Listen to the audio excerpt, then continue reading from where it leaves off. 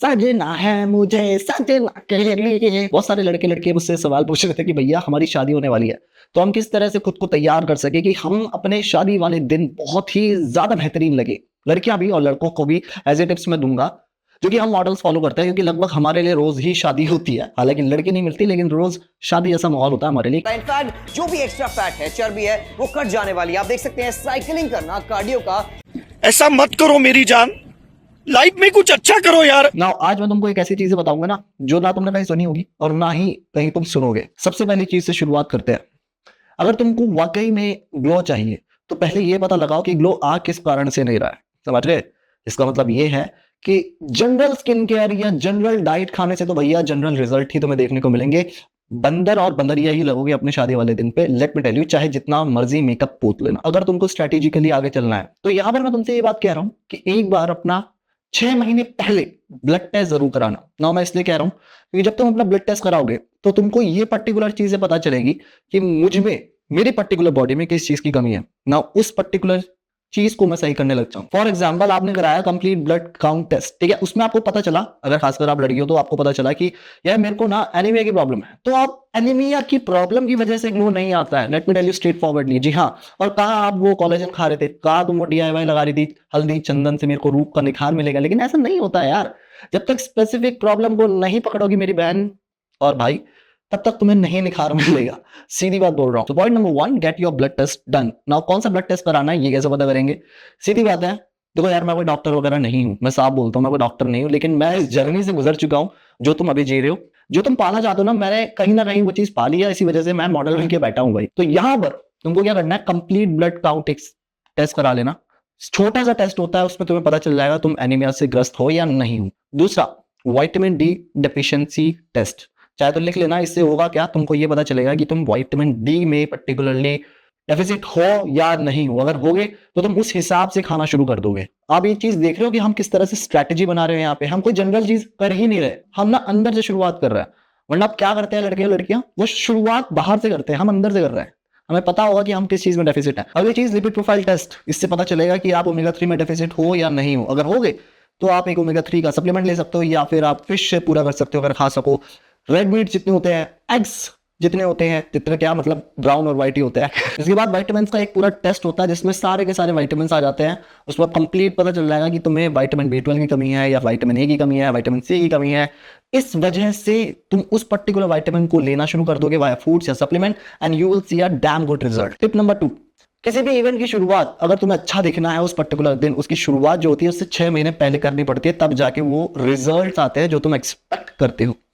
एक है, मैं आपको और बता देता हूं कि इस वीडियो में जो चीजें मैं आपको बताने वाला हूं, उसे अपने जिंदगी में एज अ लाइफस्टाइल ही उतार दिया, तो तुम्हें कभी तैयारी करने की जरूरत ही नहीं पड़ेगी, क्योंकि तुम हमेशा तैयार ही दिखोगे। अगर तुम्हारे दीदी पिंपल होते हैं और तुम्हारी आदत है कि बहुत ज्यादा पिंपल फोड़ने की, तो यकीन मान लेना वो दाग और उससे होने वाले जो गड्ढे हैं, कोई भी मेकअप उतने अच्छी तरह से नहीं भर पाएगा, और तुम अपने आप को ना असंतुष्ट पाओगी उस पर्टिकुलर इवेंट में। तो अगर तुमको ये पिंपल फोड़ने की आदत है, इस आदत से छुटकारा पालो। अपने हाथों को या तो कहीं, आजकल ठंडी के मौसम में कहीं डाल लेना, लेकिन भाई चेहरों को नहीं छूना है। टिप नंबर 3, जितना मर्जी पुत के चले जाना, लेकिन अपनी शादी पे बंदरिया या बंदर ही लगोगे अगर तुम वर्कआउट को स्किप करोगे।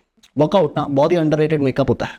ये तुम्हारे पोर्स को ओपन करता है, जिसके जरिए सारे बॉडी के टॉक्सिन्स बाहर आते हैं। तुम्हें वो ग्लो मिलता है जो कोई भी मेकअप नहीं दे सकता, क्योंकि इन दी एंड वो ऊपरी सतह पे लगता है, और जो ग्लो तुम्हें चाहिए वो अंदर से निकल के आता है। इसी वजह से कई बार देखा भी होगा तुमने, कई लोग ऐसे होते हैं जो बिना मेकअप के भी बहुत अच्छे लगते हैं। समझ गए?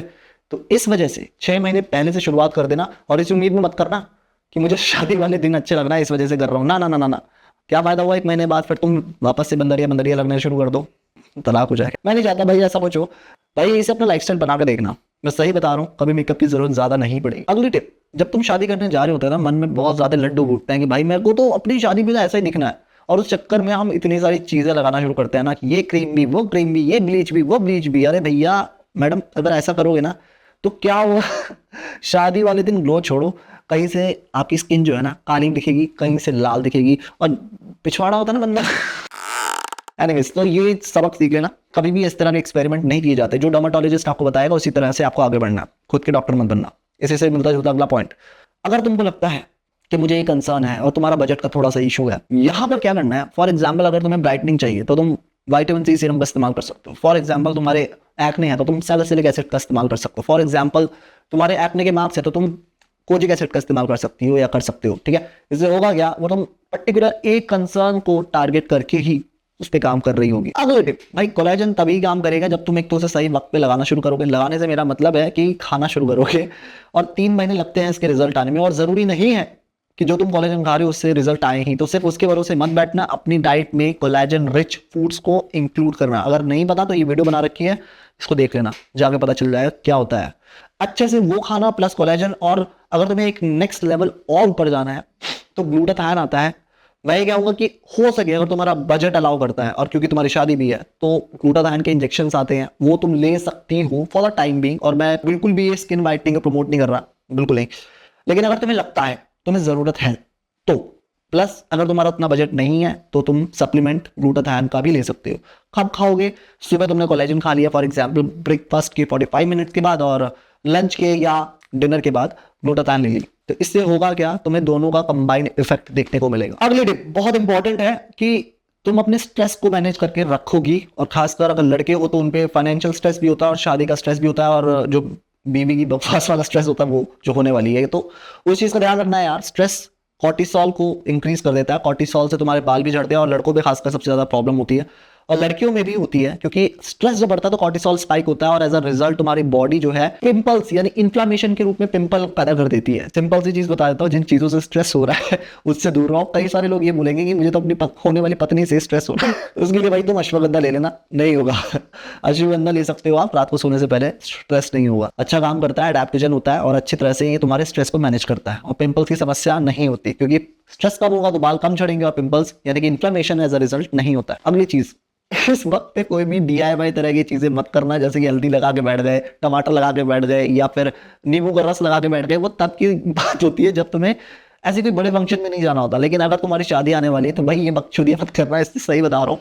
तुम्हारा फेस ना, मैंने कर रखी है चीजें इसलिए बता रहा हूँ, तुम्हारा फेस पे क्या रिएक्शन हो जाए तुम्हें खुद नहीं पता चले। ऑलराइट, सो यार ये वो सारी चीजें जिनको तुमको ध्यान रखना है, एंड ट्रस्ट मी ये वो चीजें हैं जो शायद कहीं तुमको ना जल्दी से देखने को नहीं मिलेगी, कोई बताता नहीं है, या किसी आर्टिकल में लिखा नहीं। यार कोई वही सनस्क्रीन लगा लो, मुंह धो लो, ये पर्टिकुलर सीरम लगा लो, मुंह लगा लो, अरे भाई अंदर क्या है, अंदर से क्या तुम में कमी है, कोई नहीं बताता यार, कोई नहीं बताता, तो हम बताते हैं। अब क्या मैं डॉक्टर हूँ? नहीं यार, सीधी बात है, मैं डॉक्टर कुछ नहीं हूँ, ना ही मैं डर्मेटोलॉजिस्ट हूँ, लेकिन मैंने वो जर्नी जी है जो जर्नी में तुम अभी हो, ठीक है।